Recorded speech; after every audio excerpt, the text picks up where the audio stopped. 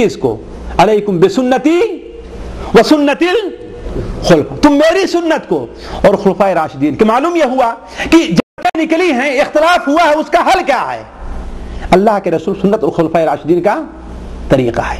अब अगर कोई शख्स इनके महदी के तरीके से आकर कहे कि अगर हमारे महदी कोई ऐसी हदीस, किसी हदीस का, किसी आयत का ऐसा मफहूम बयान करते हैं जो अबू बकर और उमर के बताए हुए मफहूम के खिलाफ है, तो हम उन अबू बकर और उमर की बात को छोड़ देंगे और उनकी बात को लेंगे, तो बात कहां तक मानी जा सकती है? इसका मतलब क्या है कि नफ्स परस्ती ही तो है ना, हकीकत नहीं तलाश कर रहे हैं, ये हकीकत से दूर जा रहे हैं। तो ये दो बातें जो है, तीन बातें इख्तिसार के साथ मौजू मुकदमे से थी। अब हम आते हैं कि देखिए शरीयत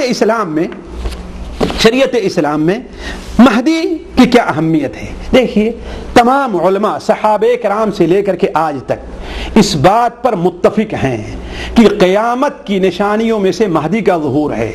एक वक्त जबकि मुसलमान सख्त परेशानी में होंगे, सख्त इख्तिलाफात के शिकार होंगे, ऐसे वक्त में उन्हें मुसलमानों को किसी ऐसे लीडर की, किसी ऐसे हाकिम की तलाश होगी जो उन्हें इस परेशानी और मुसीबत से निकाले।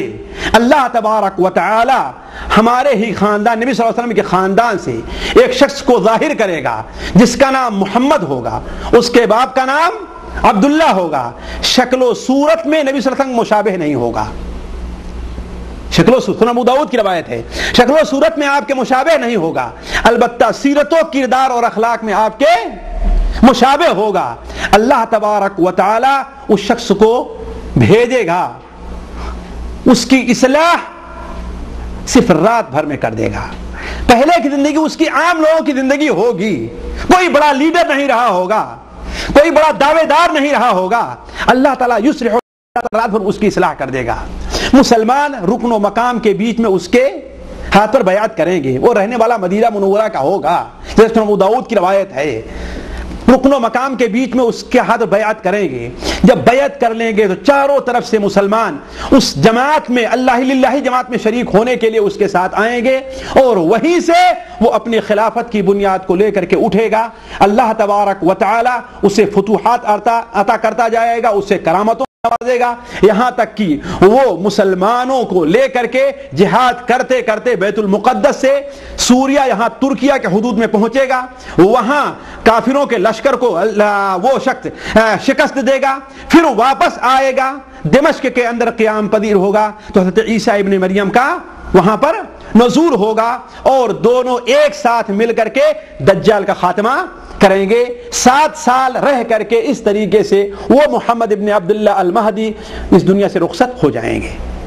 इस सिलसिले में हदीसें मुतवातिर हैं। हज़रत अबू सईद खुदरी की है, हज़रत अबू हुरैरा की है, जाबिर इब्न अब्दुल्ला की है, अली इब्न अबी तालिब की है, अब्दुल्लाह इब्न अब्बास की है, मुतअद्दिद सहाबे कराम की रवायत कुतुब हदीस के अंदर मौजूद है। मैं उस तरफ नहीं जाना चाहता, अलबत्ता चंद बातें हमने 10 बातें हदीस मुतालिक लिखी, उसको अपने ज़हन में रखें। ज़हूर महदी क़यामत की निशानियों में से है। महदी को हुकूमत और सियादत नसीब होगी। इन मोहम्मद जौनपुरी के महदी के तरीके से नहीं कि उनको एक गांव भी रहना नसीब नहीं होगा। ज़हूर महदी के वक्त दुनिया हर तरफ से फितनों, फसाद और मसाइब परेशानी से घिरी होगी। महदी अपने अहदे खिलाफत में जुल्म और जोर का खात्मा और अदल इंसाफ का बोलबाला करेंगे। महदी की हुकूमत आम होगी, किसी एक गांव या शहर तक महदूद नहीं होगी। महदी ही के जमाने में ईसा इब्न मरियम का नुज़ूल होगा। महदी के उसलूब हुकूमत से सारी दुनिया के मुसलमान राजी होंगे। ईसा इब्न मरियम महदी ही के पीछे नमाज पढ़ेंगे। महदी का नाम मोहम्मद इब्न अब्दुल्ला होगा। महदी हज़रत ईसा इब्न मरियम के साथ दज्जाल को कत्ल करेंगे और महदी नबी सल्लल्लाहु अलैहि वसल्लम के खानदान से होंगे। ये इख्तिसार के साथ है। अब हम ये आते हैं कि देखिए, ये महदी से मुतालिक अहले सुन्नत वल जमात का अकीदा तो है, लेकिन पहली सदी के खात्मे ही से लेकर के ये जज्बा लेकर के लोग उठे हैं कि हाँ मैं वही महदी हूं।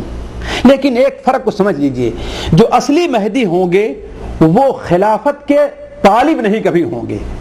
ये नुक्ता बहुत समझने का है, हदीसों से पता चलता है। एक चीज, दूसरी चीज, जबरदस्ती उनके हाथ पर मुसलमान बयात करेंगे, वो बयात के लिए आगे नहीं बढ़ेंगे, मेरे हाथ बयात करो। दूसरी चीज, तीसरी चीज जो सबसे अहम ये है कि वो खानदानी तौर पर भी ना तो ان کے خاندان میں کوئی حکومت نہیں ہوگی جس کا طلب کرنے والے ہوں گے، اور نہ ہی وہ تقشف اور زہد اور صوفیت کی زندگی بسر کرنے والے ہوں گے، ایسی بات نہیں ہوگی، وہ ایک عام آدمی ہوں گے، لیکن اس چیز سے ناجائز فائدہ اٹھاتے ہوئے پہلی صدی کے آخر ہی سے لے کر کے لوگ مہدیت کا دعویٰ کرنے اٹھے ہیں۔ سب سے پہلے ابن سریج نامی یمن سے ایک شخص اٹھا ہے جس نے مہدویت کا دعویٰ کیا اور خلفائے بنو عباسیہ کو پریشان کر کے اس نے رکھ دیا تھا۔ چلتے آئے ایک مغربی محمد ابن عبداللہ تومرت ایک سیاسی تھا، اس نے بھی دعویٰ کیا۔ ہر جگہ دعوے دار ہوتے رہے ہیں، ہندوستان بھی ہمارا بدبخت اس سے خالی نہیں رہا۔ ہمارے ہندوستان میں بھی 3 آدمیوں کا نام ملتا ہے جنہوں نے مہدویت کا دعویٰ کیا، بلکہ 4 آدمیوں کا نام ملتا ہے، جن میں 2 بڑے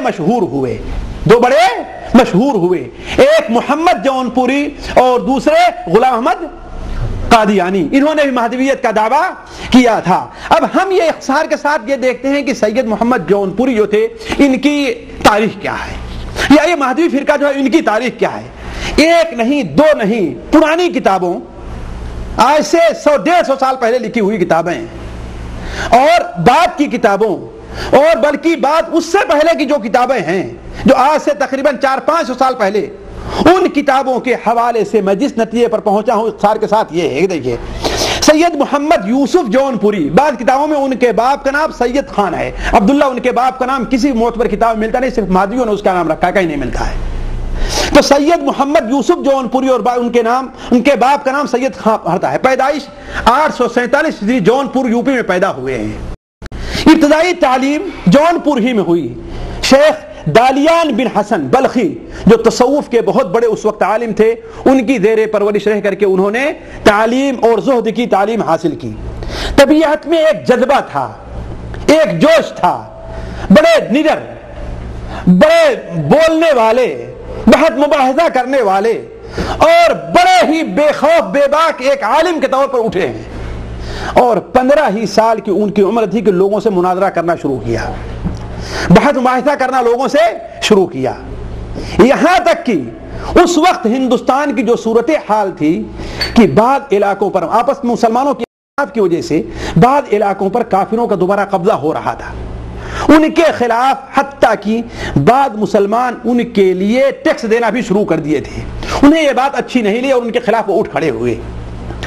کچھ دنوں تک تقریباً 30 سال 25 سال تک ان کی عمر رہی، لیکن مسلمانوں کی صورتحال کو دیکھ کر کے وہ پریشان تھے، اور انہوں نے کہا کہ اس طریقے سے کام نہیں بنے گا، لہذا وہ جنگل کی راہ لیے، اپنے خاندان کے لوگ نے بلکہ اپنے بیوی بچوں اور اپنے عقیدت مندوں کو لے کر کے وہ جنگلوں اور میدانوں میں چلے گئے۔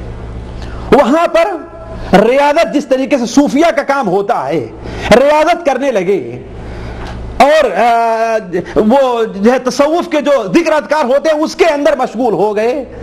تو انہیں کیا خواب آتا ہے، خواب میں کہ تم مہدی ہو،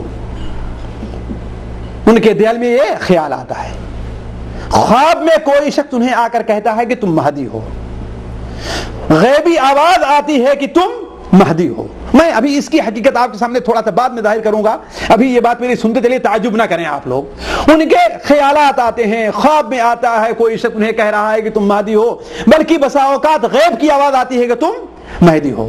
لہذا اسی جنگل میں رہتے ہوئے انہوں نے مہدویت کا دعویٰ کر دیا، لیکن جب وہاں مہدویت کا دعویٰ کیا اور ان کے شاگردوں نے، ان کے بچوں نے ان کی عقیدت بات مان لی، تو کہے کہ اس کا مطلب جب میں مہدی ہوں تو ہمیں شہر کی طرف چلنا چاہیے۔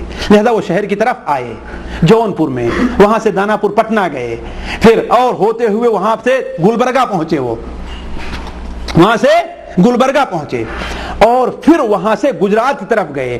گجرات کی طرف گئے تو وہاں انہوں نے دوسری بار اپنے مہدی ہونے کا اعلان کیا، لیکن ان کے دل میں خیال آیا کہ حدیثوں میں ہے کہ مہدی سے رکن اور مقام، رکن اور مقام ہے نا، رکن سے